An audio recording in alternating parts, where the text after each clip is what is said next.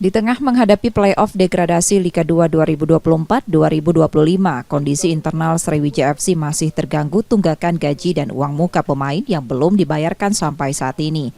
Pelatih Sriwijaya FC Hendry Susilo mengakui tunggakan gaji dan uang muka pemain berdampak pada psikologis timnya. Bahkan hal ini tidak dialami para pemain, juga dialami jajaran pelatih dan ofisial tim. Harapan besar manajemen segera menyelesaikan permasalahan ini. Pasti mengimbas lah ya ke psikisnya, itu pasti ya. Nah itu ya sangat mengganggu kita seperti itu. Jadi ini mestinya harus cepat-cepat diselesaikan. Sebelumnya pemain sempat mengancam mogok berlatih dan bertanding karena tunggakan gaji dan uang muka masih belum diselesaikan manajemen. Nur Muhammad, Kompas TV, Palembang, Sumatera Selatan.